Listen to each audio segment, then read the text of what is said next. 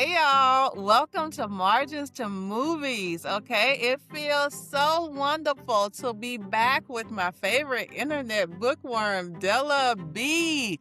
Della B was not with me for our review last week that's under our live. First of all, you hit it out the park, girl. I watched it. I said, this girl got it going on. So you did an excellent job. So I'm very proud of you. Very, very proud. It was very good. It was so hard. I missed you so much. I was like, those people who just look at a camera and just go with no one to engage with, y'all are talented. Y'all are talented. Kudos to y'all. Yeah, absolutely. What did you think of episode 3?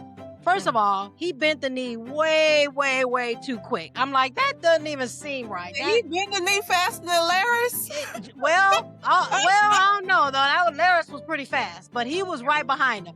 And I just didn't trust that. I'm like, this guy, something is up. And then even his guy that was standing there was looking at him like, even he knew something was up. And then when he put that little blonde-haired boy out there and talking about this is Dareon, and I was like, ooh, now that was pretty quick too. Something is up with that. And then the little boy didn't talk. So that whole thing just didn't play out right to me. I knew something was up with that. Yeah. And I know Ormund Hightower is going to have a big part in this whole season. I just know it. I know it's coming.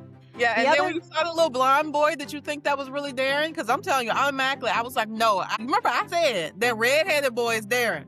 You did. You said that to us. You sure did. You said you saw him in the background. I saw him in the back. I said, that's Dareon. I said he looked like an elephant. Yeah, and you know, the funny thing was Rhaenyra said, oh, it's funny, I thought you were a little older. Yeah. She made that little comment. So she said, I didn't realize you were so young. So she was even a little suspicious. She was looking at him like, But, you know, but it was funny when Allison came there and she looked at him like, who is this?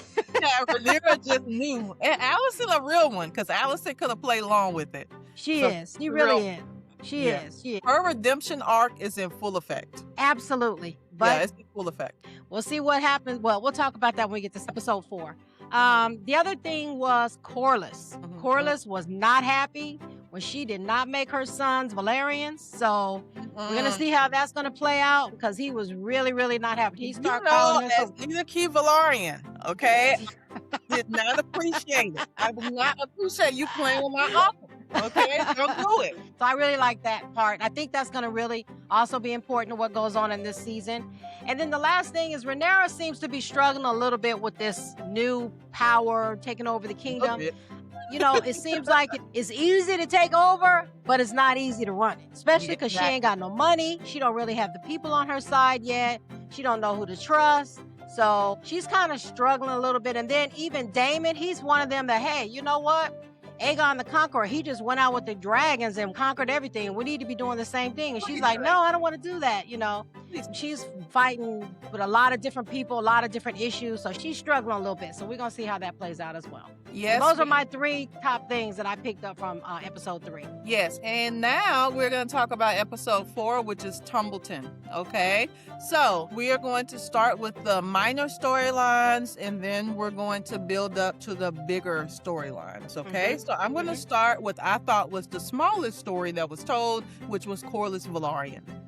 So when we get to, my Uncle Corlys, he is leaving King's Landing. He said he's going to go out and put down the Triarchy Raiders. And he says, Alan, you go serve in my place. I don't have time to be sitting around talking to people or basically ruling the kingdom for Rhaenyra, because she don't know what she's doing. He said, I'm the hand, I'm not the mouth, right? Exactly. That's exactly what he said. Well, leave me alone. And then so Alan goes and he's kind of filling in for his dad as hand. And he made a suggestion to Rhaenyra about bringing in some cats to deal with the rat situation. Now, in the book, it was Otto who actually brought in 100 cats to the Red Keep after Aegon hung those rat catchers. So that's a little change they made. And I think they did it to show that Alan is useful to Rhaenyra. Like he's something useful to have around, who has the intelligence, the acumen, the wisdom to on her small council.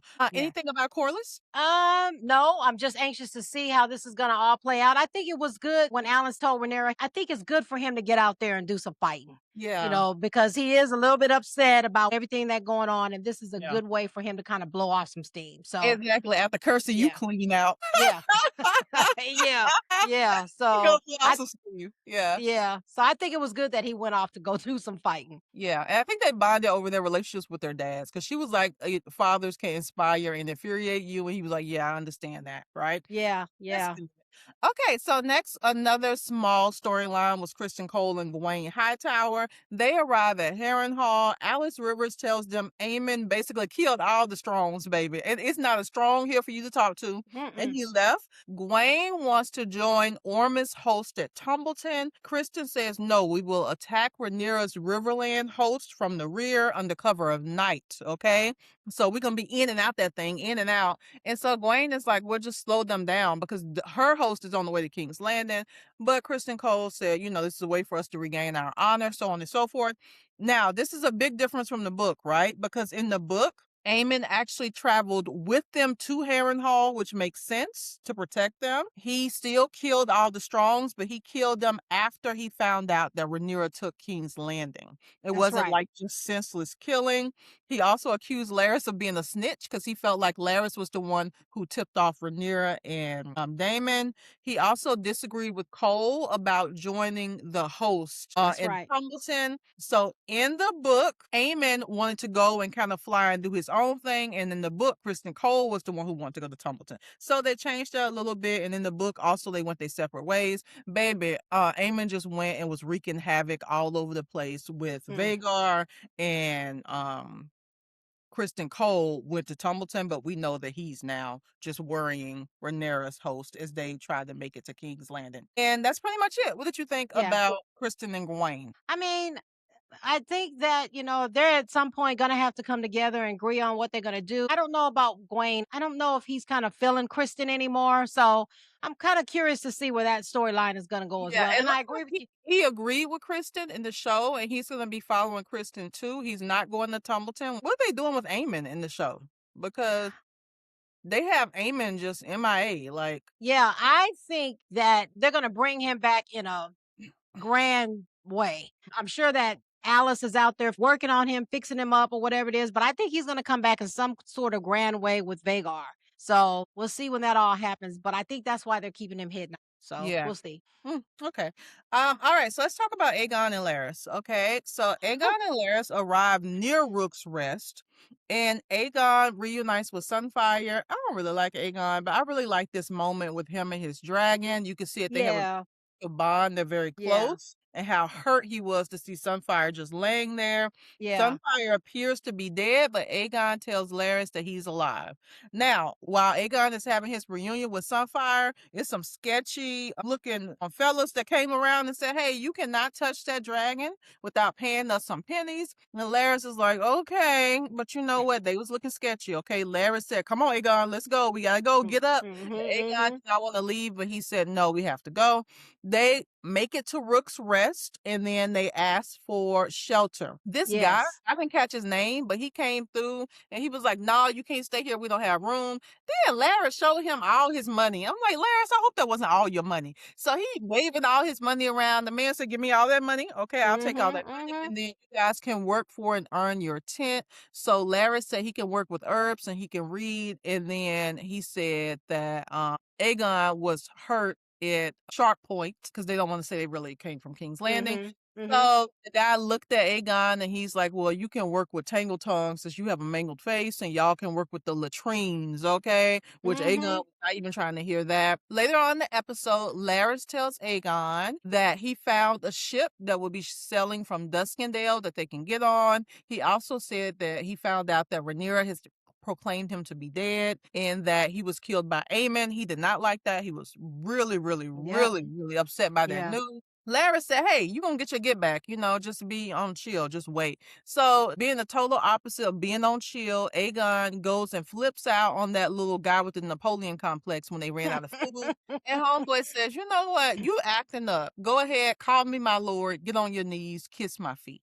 So what did you think about that storyline? Oh, let me say this. A difference between this and the book is in the book when Aegon left, he also took his kids. He had Jira. Rhaenyra and Maelor. So he actually took his kids with him and they separated. So that's a little something that's different from the book. Okay, what did you think? I wonder if that's gonna come out later on. First of all, I never, ever, ever, ever, ever, ever, ever thought that Aegon would kiss anybody's boot. Yeah. Never. That really, really shocked me. He seemed like the type that you gonna kill me before I kiss them muddy, dirty, Yeah. stinky boots. So I was very shocked when he did that. I'm very, Yeah. very shocked. The other thing is his title means nothing to him as much as Sunfire means to him. Yeah. So he loves that dragon, and it seems like that's literally the only thing he does love is that dragon. Yeah. I don't think that Sunfire is dead. I don't know. I just have a feeling because Aegon kept saying, he's not dead. He's not dead. He's not dead. So I just have a feeling that he's not dead. But he Right. really showed a lot of affection that he loves that dragon. But I'm telling you, I was absolutely shocked when he kissed that guy's boot. That shocked me. Nasty. So nasty. And you know what? Nasty. I think that him and Tongue, whatever that young man's name is, I think that they're going to end up getting along. The one that stutters. I think that Aegon looks down upon him now, but I think he's going to realize they actually have things in common and he's going to help Aegon be a little more human.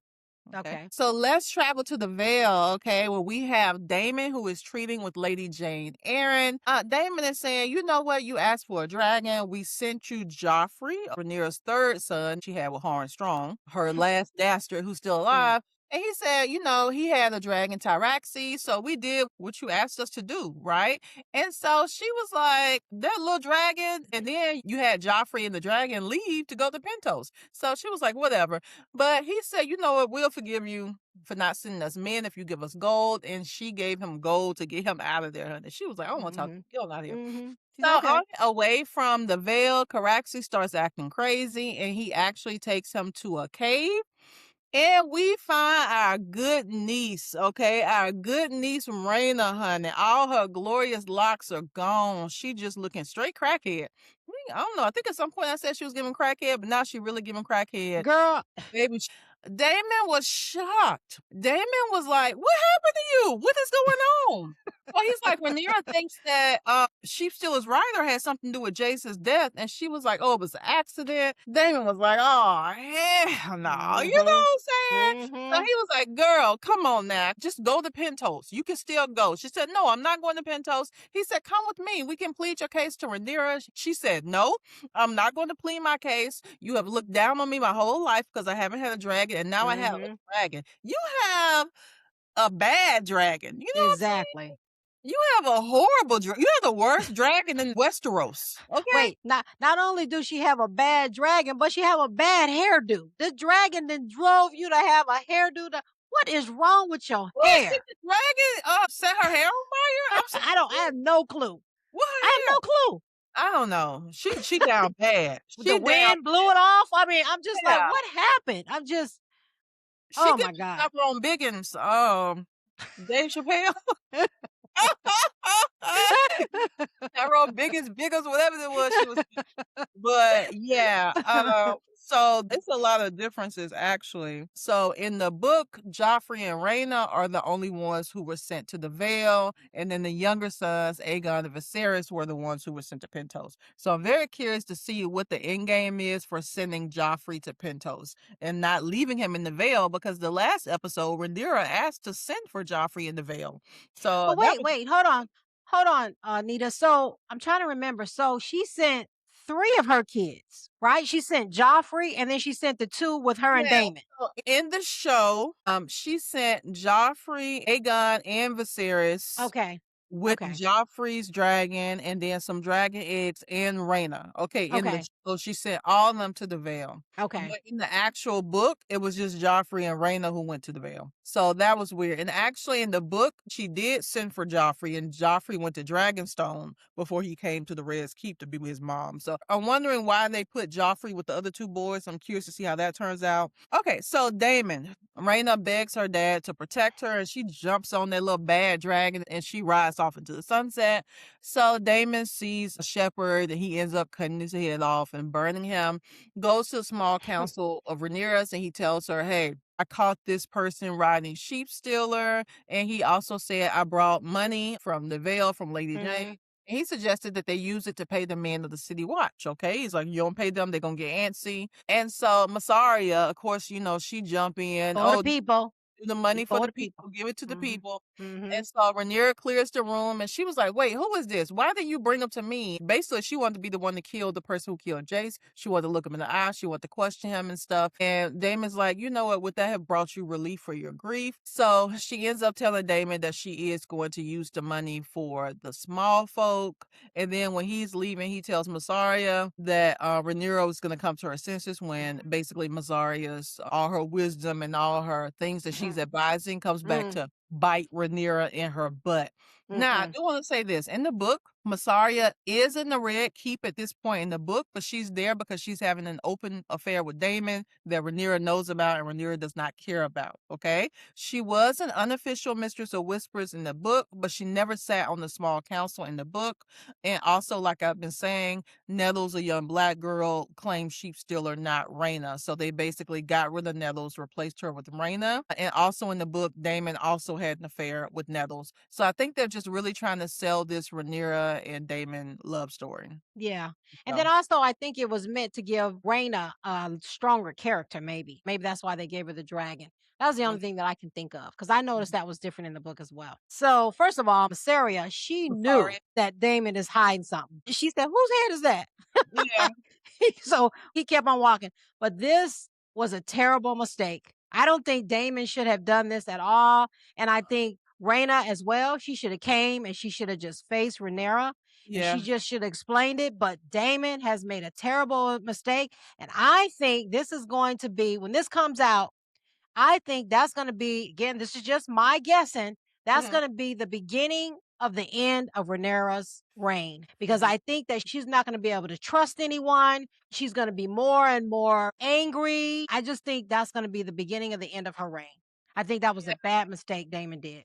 Well, I think, yeah, I think that Raina has lost her mind, and I Yeah. think Damon should have just went and spoke on her behalf. Let Rhaenyra know she lost her mind because Rhaenyra knows Raina, and I think that she, Yes. in her heart of hearts, that Raina would never want to hurt Jace. You know what I'm saying? Yes. So Absolutely. I think that he Absolutely. probably should have went and just told the truth. But I think Rhaenyra is making a very big mistake by putting so much stock into Massaria. Massaria should not be on the small council.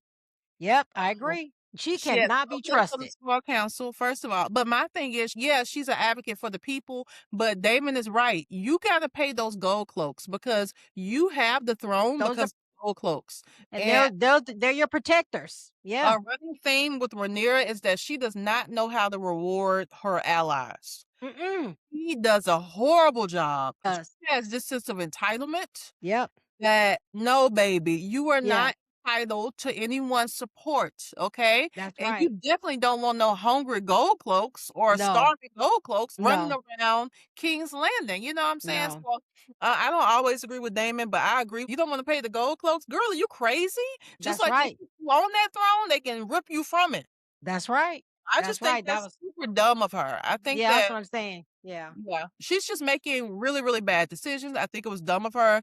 I'm gonna talk about Ulf too. Just knighting them and not really giving them a home, land, or castle. I think that that was a really dumb decision as well. But let's get to Absolutely. Ulf. Okay, maybe Ulf went down to the tavern to fellowship with the homies in King's Landing. He came back asking for favors for his friend. I thought that was so funny. He's like, "Oh, my That was fun. allies, honey, we pardoned for small crimes and the ship police." And she Like, looked at him you like, want favors for your friends, not for yourself? Rhaenyra said no. Okay, no, I'm not granting any pardons, any favors, and you stay out of those taverns. Okay, mm-hmm. you are a representative of the crown now. You can only leave the Red Keep when you go to serve your duty on Tumbleton. He told her that they were down there writing Queen of the Dastards on the walls and stuff. He basically was telling her, he was being very sarcastic. Oh, they don't think you're kind or whatever, but clearly he Mm-hmm. doesn't think he's kind. In the book, Damon actually asked, well, I say in the book, baby, I'm talking about Fire and Blood, honey. Fire and Blood. I finally tabbed it up. I know. Mine's tabbed up too. I gotta go finish Yeah. it. So in the book, Damon asked Rhaenyra twice to make the Dragon Seas lords and to give them castles. And in the book, she made them knights and gave them small holdings on Driftmark. Baby, Driftmark is gone. It's gone. Okay. So what you think about Ulf? Off. He off is off. Yeah. He's still off. And again, another one you cannot trust. You can't trust that guy. And I don't Oh, know. I just don't know which way he gonna blow. One way he this way, next way. I think him asking for what he asked for was dumb. Why should she be doing something for them when all the people are starving and she got the gold cloaks that need money and all this? Yeah. But at the same time, you just cannot trust this guy. Not him having a dragon. You can't trust him. Yeah, and I think that when Damon slapped him, he has not been the same, honey, because he down No, there, he trying to say, "Oh, my grace." He's trying to speak properly, honey, and use the proper language, when he is conversing with Rhaenyra now. And he can't be trusted on the one hand. On the other hand, Rhaenyra has not helped her cause when it comes to those no, dragon speech. She no. refused to make Adam a Valarian. Yep. She did not secure a house, a home, a castle For for Hugh Hugh, to Hugh ever. the And Yep. then Wolf knows she's not gonna, do this for his friends, but she hadn't really done anything for them. It's like she No. made them knights and she's like, oh, y'all should be happy. That should be good enough. Rhaenyra kind of lives in her own world. Yeah. She really does. And I don't think she's very perceptive Yeah. when, when it comes to reading people and tapping into what people want and Mhm. giving people what they want, especially your allies. You got to give your allies what they want within reason. Right. I guess this is the problem that I have with Game of Thrones, House of the Dragon. The women leaders always come across as crazy or weak, can't make the right decisions, just like with Daenerys at the very end. That kind of bothers me. I really wanted Rhaenyra to get on the throne and do the right thing. And, that's what I was really hoping for. So it kind of bothers me that this is happening to her. But that don't happen to the men. They do the right thing. They know what they're doing. But for her, she just blowing it. So, and it seems Oh, like if they try to say it's because she's so emotional about the loss of her children, so she can't handle it. That's how it kind of seems like that's part of the reason why. And I don't like that. That just bothers me. yeah, I think that George R. Martin, I think that he's progressive when it comes to putting women in positions of power in some ways. He is progressive in that front. But, there is no strong female ruler. Mm-mm, There mm-mm. hasn't been in this universe. I think Allison was doing a pretty good job, but the men didn't really respect her. Also, if you think about the world that they live in, I mean, Yeah, how patriarchal can it get? It yeah, can't get much more patriarchal. yeah. That's If true. you're That is trying to true. have a woman ruler rule in the society that she lives in, it's going to be challenges there. Lady Jane of Aaron, she seems like she's a pretty good ruler in the Vale. She does. She does. And I guess it's mostly because it seems like they try to make it seem like, oh, because her kids died, Yeah. she's brokenhearted, and also she has her womanly monthly thing. You know what I'm saying? It just seems Yeah. like all of these are reasons why she can't deal with running the throne. I don't know. Yeah. Anyway, let's move on. Okay, let's talk about Hugh. So Hugh's wife, Kat, is living with her brother and his family in Tumbleton. 3 soldiers have been billeted to live with them from Hmm. Ormond's host. He has an army of Hmm. 15,000. One, Garrick tries to have his way with Kat, tries to assault her, take advantage of her. Kat fights back, and her sister-in-law fights back, and her brother as well, and they beat her brother up. They petition the Footleys for help. Okay, the Footleys seem to be the rulers over the Tumbleton area. And Hmm. then Ormond decides to geld, I guess I'm saying that right, Garrick and break his arm. Hugh asks for the Tumbleton duty because he wants to be there to protect his wife, and he's going to share the duty with Ulf. And a difference in the book is that Hugh is actually not married in the book, and he was cutting up with Ulf down at the taverns, and the small folk didn't like Hugh either, Hugh or um. Okay. I mean, I don't have much to say about Hugh and Cat, but I don't either. I don't okay, either. we can move on. All right, let's talk about Rhaenyra. Okay, so Rhaenyra accepts Orwell on her small council after he suggests that Rivermen meet Ormond at Tumbleton, okay, because she was trying to figure Hmm. out what to do about the Ormond problem. Massaria tells her to appoint a master of coins for the people to blame for their brokenness, okay, because they broke over there. She chooses to turn Manderly, and also she questions Alicent about Ormond. Allison's like she doesn't know much, but he's kind of like a father figure to Darren. She Hmm. also says that he considers himself to be a scholar. He detests the ignorant and that he has a strong aversion to smells. Okay. Hmm. One thing I have to know in the book that's different is that in the book, Darren did not get sent to be a squire for Ormond until he was 12. So in the book, Darren was around during all these events that was happening during season 1. And then when he was 12, he got sent off. So that was different. But Okay. they want to set up, I think, that storyline of, Darren being switched out and no one knowing who he really was. Also, she's asking Orwell, hey, what was the communication like between Otto and Ormond? And Orwell says, baby, Otto was sending ravens to Ormond and Ormond was not responding, okay, which was very strange. After Ulf tells her about the Queen of the Dastards thing, she tells her Queen's Guard to have Sir Luther find and question the people who are dragging her through the streets. And he was like, you want us to bring them to you? And she said, make it cease. Daemon arrives to the small council meeting with a burnt head. She's very upset that she didn't get a chance to punish Jace's killer herself. Lord Manderley suggested that they raise taxes, and Rhaenyra, she made the decision, like I said earlier, not to pay the city watch. And first of all, these taxes not gonna go over well. Not paying the city watch is dumb. I feel like she making really, really big mistakes, right? And also not legitimizing the holes. I'm just over it. Now, some differences between what's happening with her in the book is actually in the book, she legitimized Adam right after he claimed, or Sea Smoke claimed him. Also, we found out in the book that Tywin Lannister is the one who split up the coin for the crown, kept the fourth of it at King's Landing, and Aegon spent it all. He sent a fourth of it to Old Town. He sent a fourth of it to Casterly Rock, and he sent a fourth of it to the Iron Bank of Bravos. It Yep. seems like this Manderley guy is not able to recover or recoup any of this money. But yeah, so that's pretty much Rhaenyra. What do you think? I think again, I'm going back to saying that Rhaenyra, she like you said, she's just making a lot of mistakes. She's not making any good decisions. She doesn't have a council, nobody to feed off of, nobody to get ideas from. Damon just wants to go and use the dragons to kill everybody. Yeah. Lady Massaria, she just wants for the people, by the people, But for the she don't people. understand anything else about governance to me. No, You know what I'm saying?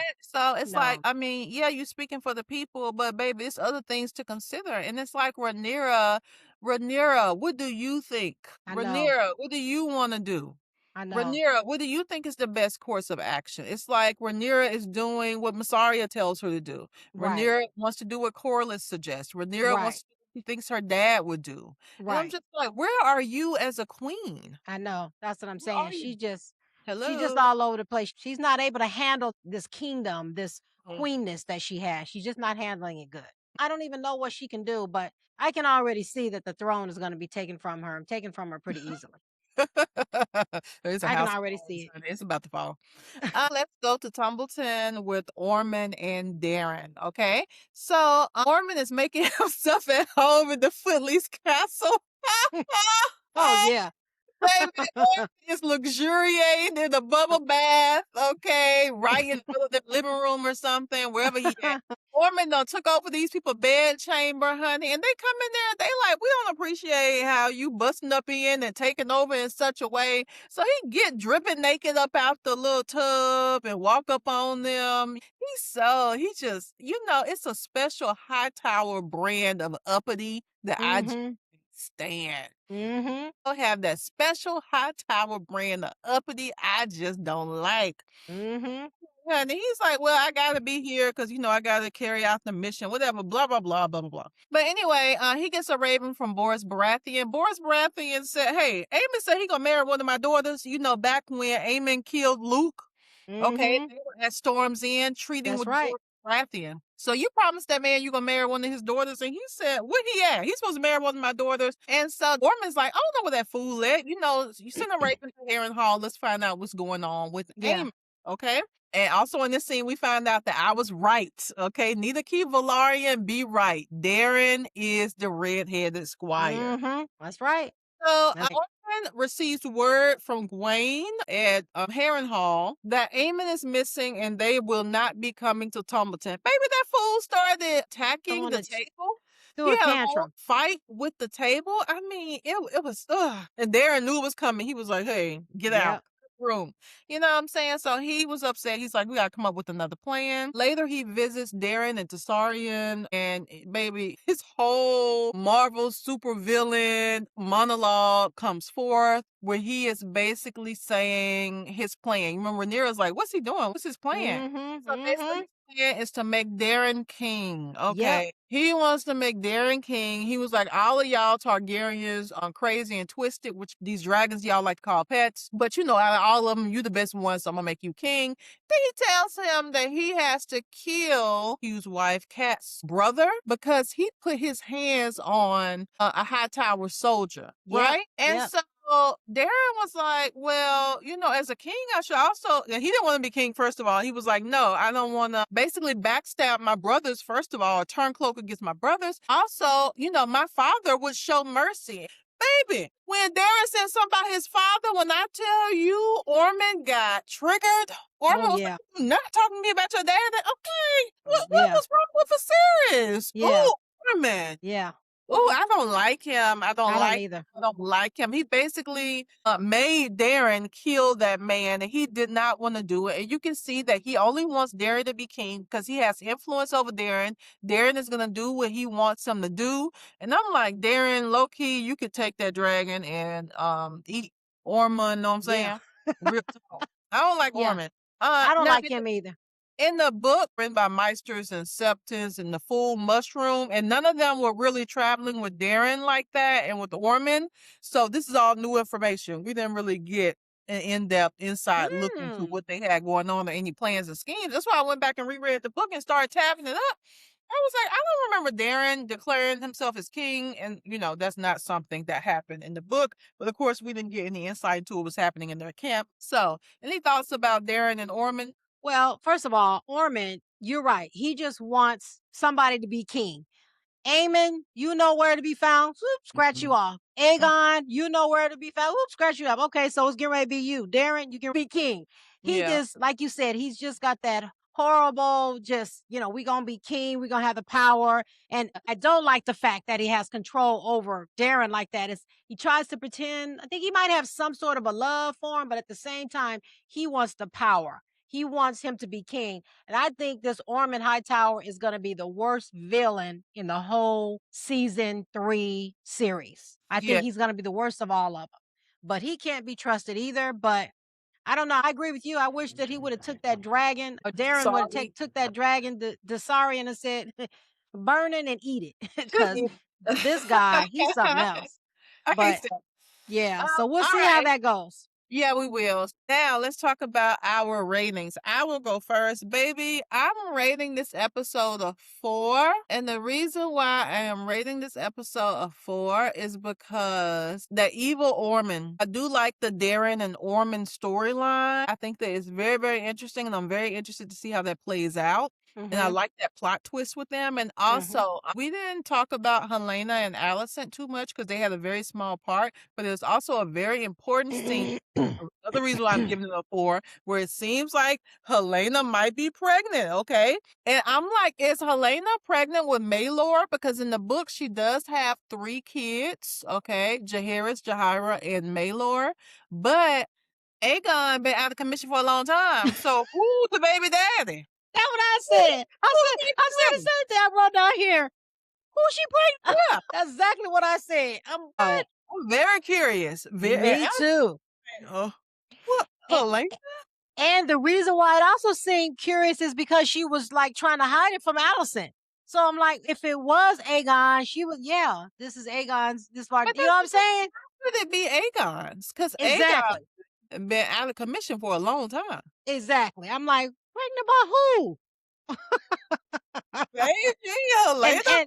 The drama. And before he was out of commission, he didn't seem too much interested in her after they had them other little kids. He was out dilly-dallying with everybody else. So I'm just real curious about that.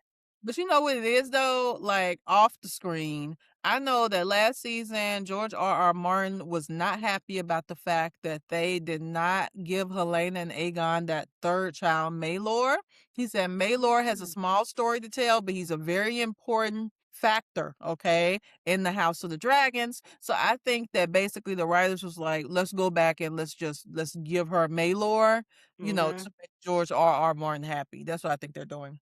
But how do you rate it? What do you think? I rate this one a 4 as well. And again, it's that Ormond Hightower. I just know he's going to be a villain, the worst villain of all.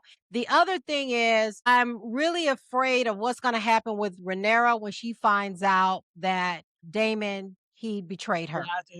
So about I think that's going to be the beginning of the end for her. I think that was a setup for that. So I'm going to give it a 4 just because of those main things right there. So we'll see how this all goes. Yeah, I'm very curious because Raina is still out there on Sheep Stealer, and Lady Jane knows, you know what I'm saying? Lasaria knows that there's something fishy's going on. So they are setting it up for Rhaenyra to find out that he lied to her. And I think that honesty is just the best policy. You know, if my little crackhead, you know what I'm saying? When your child is engaging with the drugs or when they got a abusive boyfriend, you know what I'm saying? You have to still do the right thing, even though they're not listening to you. That's right.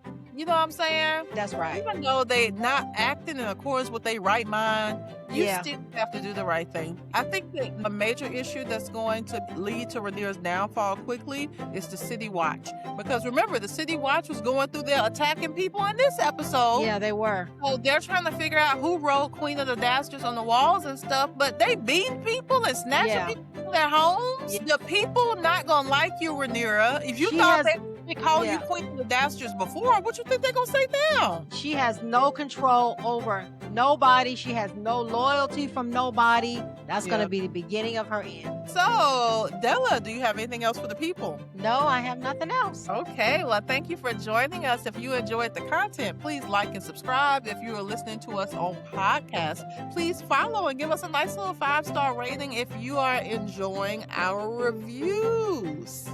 Okay, we got more coming at you. So until the next time, we will meet you. Between the margins and the movies. Bye. Bye, everyone. Yeah.